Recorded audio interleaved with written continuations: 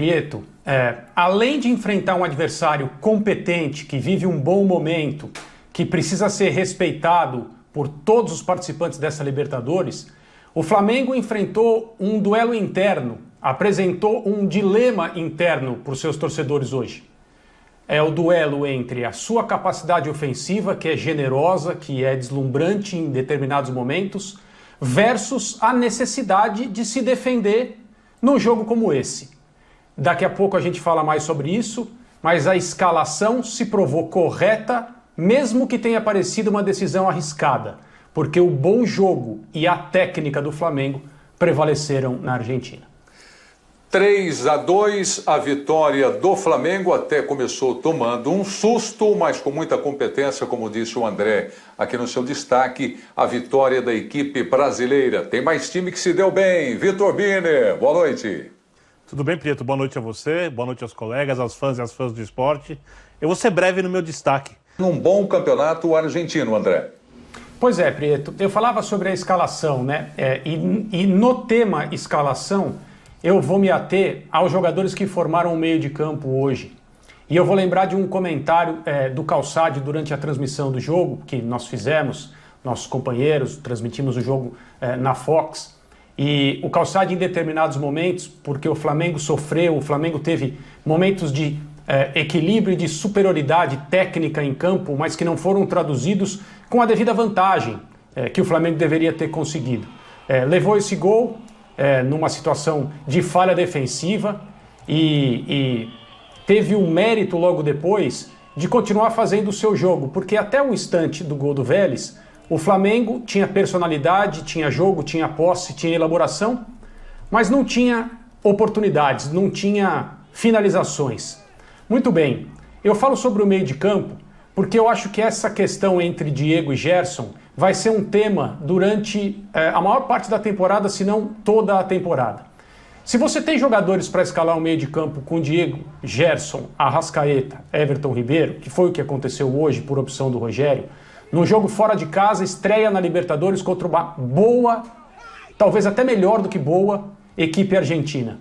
Se você tem esses jogadores, você evidentemente faz você toma uma decisão, você faz uma escolha por bom jogo.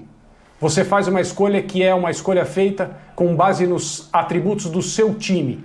Quando a gente vê aí o Gerson, que não fez exatamente uma partida brilhante, que não fazia uma partida brilhante, até esse momento, no momento em que ele cria o gol para o Arão e cria o gol da virada para o Everton Ribeiro, e o Everton, por algum motivo, opta por não finalizar. Ele tenta fazer um passe e a jogada é desperdiçada. Mas você faz, evidentemente, com esse meio de campo, uma opção pela sua virtude, pela sua característica principal, que é o bom trato com a bola, a criatividade, a circulação, a elaboração e uma ofensividade que tende a ser implacável nas boas noites. Só que você também precisa se defender. Não existe hoje time desequilibrado no futebol, já faz tempo, aliás, que vá longe e que alcance os seus objetivos, especialmente o objetivo internacional. Então por isso que eu disse que o Flamengo apresentou um duelo entre a sua capacidade ofensiva, que todos conhecemos, e a obrigação, a necessidade, a tarefa de se defender. Agora, o comentário do Calçade foi um comentário feito no seguinte sentido: talvez o jogo de hoje não fosse uma partida para você escalar um meio de campo que jogasse tanto, talvez fosse melhor você ser um pouco mais precavido. E é possível que o Calçade tenha razão. Eu de maneira nenhuma estou fazendo uma crítica a ele, estou discordando dele. Eu só estou dizendo que depois do jogo terminado, com a vitória do Flamengo e como ela aconteceu, com as dificuldades que o Flamengo teve de superar e as superou com o seu futebol característico, eu aplaudo a decisão do Rogério Ceni de escalar nesse jogo contra esse adversário e nessas circunstâncias o meio de campo que mais joga. Porque quando você tem um time assim, você precisa fazer a escolha: com que futebol eu quero ser melhor do que os outros? E a escolha do Rogério hoje, e mesmo que tenha parecido arriscada, foi uma escolha que prevaleceu ao final. Então, André, comentar o Flamengo é sempre um desafio na atual fase. E pelos motivos que você citou. Eu concordo contigo plenamente, que é um time desequilibrado. Tem que se destacar a vitória num jogo difícil, teoricamente o jogo mais difícil dessa primeira fase, e encaminha a classificação, caso a equipe consiga fazer valer a sua capacidade técnica nas outras partidas. Taticamente tem problemas, ou seja, a gente pode elogiar muito por um lado, né, e aí tem a ver com as individualidades, tem a ver com a escalação do treinador, mas eu acho que com um time mais equilibrado, talvez não continuasse tomando esses gols em jogadas aéreas, talvez o contra-ataque, por exemplo, quando o time perde a bola, tivesse um pouco mais de proteção, e talvez a vitória fosse mais tranquila. Então, taticamente, por enquanto, a equipe não evolui. Então eu aqui, por que é difícil comentar um jogo do Flamengo? Porque você tem que elogiar vários aspectos, você tem que exaltar a vitória, mas ao mesmo tempo, você tem que lembrar que o time continua repetindo jogo após jogo as suas dificuldades, e que isso na temporada pode ter um peso. Pois é, para que eu esclareça a minha posição. É verdade, talvez com um time mais defensivo e mais clínico, o Flamengo tivesse vencido sem correr tantos riscos, sem sofrer 2 gols. Talvez não tivesse vencido. Talvez não tivesse conseguido jogar o suficiente para vencer. E a crítica ao treinador, qualquer um, não estou falando só do Rogério, é muito automática nessa situação. E nós estamos aqui no Brasil muito acostumados, eu acho que essa é a discussão que eu gostaria de propor, muito acostumados a ver times escalados a princípio de maneira mais conservadora e ser soltos no segundo tempo, faltando 15 minutos, quando a coisa provavelmente já está pior do que deveria estar. E agora nós temos um treinador com esse elenco, esse time, que desde o início escala o seu futebol. Porque foi isso que ele fez. Risco houve, o Flamengo poderia ter empatado, poderia ter perdido. Mas eu prefiro a busca do equilíbrio com uma escalação que ele entende ser a correta em relação ao que está disponível e em relação ao que ele quer mostrar para a torcida do Flamengo, a uma escalação muito precavida, com jogadores que deveriam estar jogando, esperando no banco, para entrar no jogo, para salvar resultados. Aliás, um técnico que é especialista nisso perdeu o emprego há alguns dias não, perdeu o emprego ontem no Tottenham. Então, é uma escolha. Eu acho que a gente, às vezes, precisa escolher lados. O Rogério escolheu o dele. E eu acho que ele merece um aplauso por ter feito essa escolha hoje. Eu acho que quando a gente discute esse tipo de coisa, a gente tem que entrar nas especificidades. Então, beleza, estamos falando de vamos escalar um meio-campo mais marcador e tudo mais.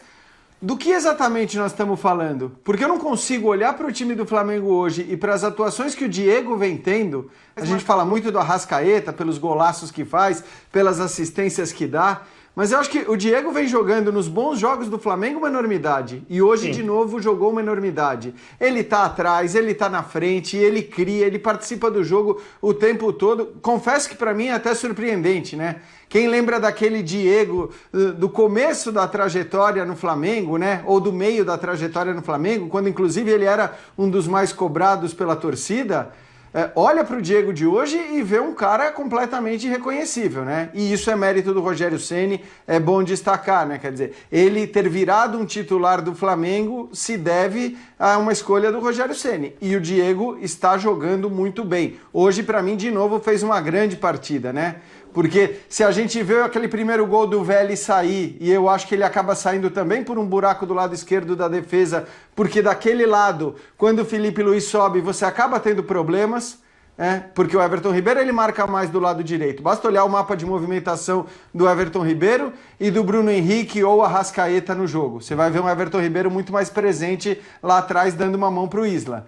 Do lado esquerdo, ninguém faz tanto isso. Então, o Diego é uma das peças, claro, está jogando mais retraído, mas é uma das peças criativas no meio-campo que mais ajuda na marcação e que tem ajudado, né? Então, eu não consigo imaginar hoje o Diego saindo do time. Muita gente cornetava, e o João Guilherme até chamava atenção na transmissão, a presença do Arão na zaga e queria o Arão jogando como meio-campista e tudo mais. Mas, para mim, o gol do Arão é um gol que representa muito o que o André falou na introdução dele. Tá dentro da área.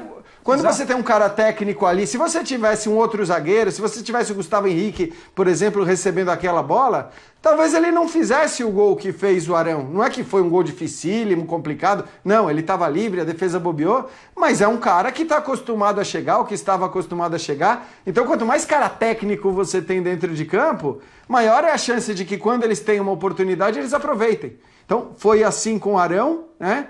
E eu acho que o Diego é um cara que hoje não consigo imaginar ele sair do time. E aí, você vai fazer o quê? Você vai tirar o Gerson? Ou você vai tirar... Então, você pode tirar até o Everton Ribeiro e colocar o Diego um pouco mais avançado, mas aí não sei se vale mexer no Diego que tá... Não é essa a tão questão, bem. não é essa a questão. Deixa o Pedro falar, depois eu complemento. Claro. Só puxando aqui a bola também aqui para entrar nesse debate que eu acho interessante. Quando o João valoriza na narração, o Jean endossa agora, especificando um pouco mais a atuação do Diego, eu acho que tem muito valor sim a participação dele. Mas tem muito, a meu ver, também de correr para tapar certos buracos pela opção tática do Rogério. Eu entendo quando o André também diz que ele valoriza a busca pelo jogo. O Rogério acredita na busca pelo jogo, então quando ele lança a mão desse meio de campo com Gerson, Diego e aquele quarteto de frente que a gente já conhece, é interessante também. Só que a gente precisa analisar outros pontos. O Birne comentou uma situação que é difícil falar do jogo do Flamengo. A gente até comentava durante o intervalo dos jogos hoje, que eu não acho tão difícil talvez, Vitor, olhando para o outro lado, fazendo um contraponto. Eu acho que às vezes há um perigo para o torcedor rubro-negro, para o Rogério Ceni, para o Flamengo, que talvez esteja começando a ficar previsível esse time do Flamengo em algumas situações. Eu vou explicar por quê. Esse time do Flamengo está falhando, ele está pecando sempre na mesma situação.